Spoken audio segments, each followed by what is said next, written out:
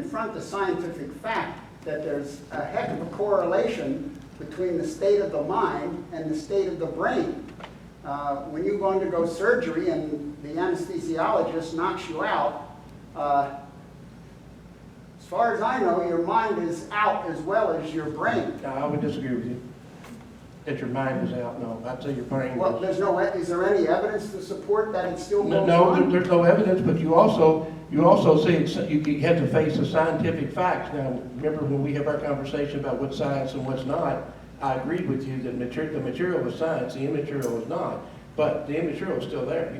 You can't just get rid of the immaterial just because you're a scientist to believe in science. No, well, I'm talking Well, you mind told is me that. consciousness. Yeah. Consciousness, yes. If there's some spirit in there, I don't know what's going on. If my soul is there, but I'm in a vegetative state, or half my brain has gone due to cancer or whatever. No, your mind is still there. It just doesn't have the tools to work with. It doesn't have the Because, process. hold on, I'll be next, okay? But the mind, I mean, so do you do you envision when you're dead that your mind continues on as intelligent as you were Absolutely, before? absolutely.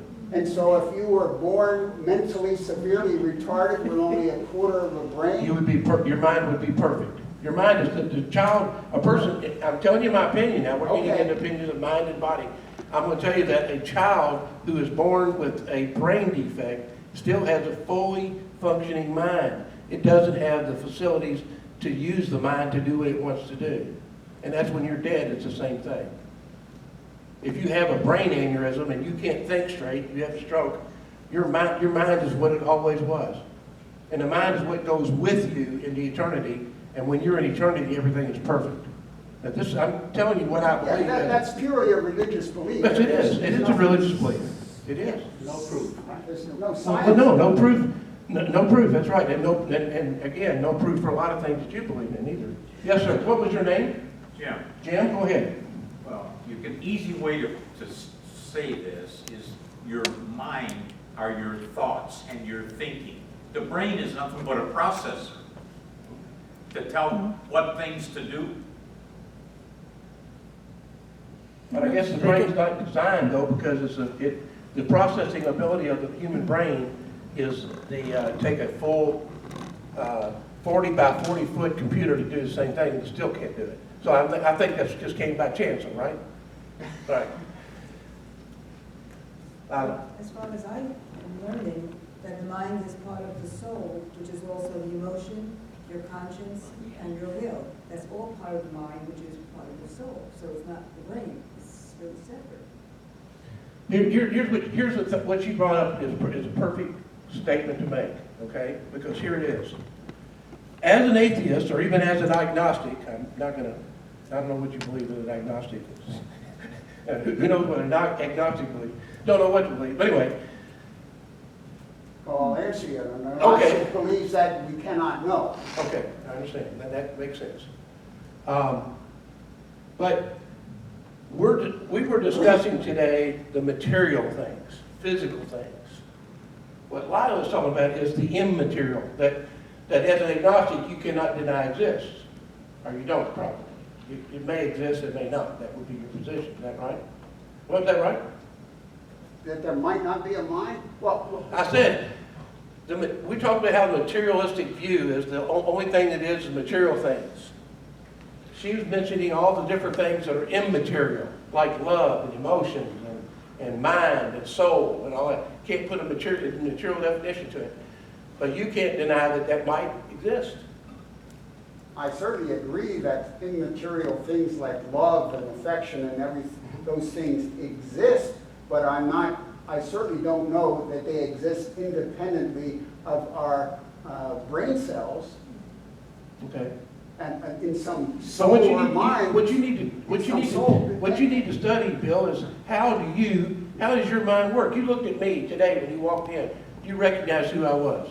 Yeah, and a dog. Where did that come from? A dog can do the same, so can a Well, chimpanzee. so they all have a brain. But my point is, tell me this: does a chimpanzee have a mind as well as a brain? no, I would say not. You would say not. I would So say they don't experience love? I don't know. They can't experience love and affection and remorse and sadness when a relative dies. That's been well documented, that they go into depression. Then I would say, that's possible. I don't know. There's nothing that speaks to me about it, except what you just said. Well, they certainly exhibit consciousness. Animals much lower than chimpanzees. You certainly have to have a brain to have consciousness. Exhibit affection, fear, love, remorse, guilt even. Oh, yeah. I've had dogs before. Yeah, all those things, and that's from a consciousness. Okay. So if you're saying that that is evidence of the mind, that is consciousness, is evidence of a mind, of a soul that will live on, then that applies to a lot more species than man. Notice I never said that a consciousness is about the mind. It's about the brain. You can't be conscious without a brain. When you're unconscious, you're unconscious. You still have your mind. You just don't have a brain to work with at that point. Jim, go ahead. You go. As you know, Jerry, I'm a science guy, not a philosophy guy. So this is a... We're talking biology here. No, we're not. This question, this last question, there's a philosophical question. And I would propose that regardless of whether people in here say, I have free will or I don't have free will, it doesn't change their behavior or anything they do. Regardless of which side of that answer you fall on, it's not going to change you. So, throw that out. You know what? Throw a grenade into the I think you're... So it doesn't matter what the answer, What you just said is correct, okay? or whether you think you have free will or not. Well, Right. it matters What you said is sometimes correct. when you get into the legal situation, though. Well- Because if people have been in a very bad situation, they think, oh, they didn't have any control, they never learned to be kind, so when they murdered everybody, it was... Well, why don't you ask a psychologist or a psychiatrist if he thinks people have free will? Why don't you ask anybody that understands that, like I went to college, I sat down in the classroom, the guy stood up and said, here, learn this, read this chapter. Well, if I wanted to get out of college, I read that chapter, I learned that. Now, why would I, if I was a materialistic being? You had free will. I had free will. Your free will was to choose that, you know. Yeah, you but the whole wanted- point is, free will is true. The idea that there's no free will is ludicrous. But the opposite would be true if you didn't have free will and you're doing it because of your chemistry. The same thing would happen. Oh, you mean the chemistry just happens to be that I'm going to follow my professor's instruction just because there's chemistry? How did chemistry get arranged so that I said, okay, I'll do that?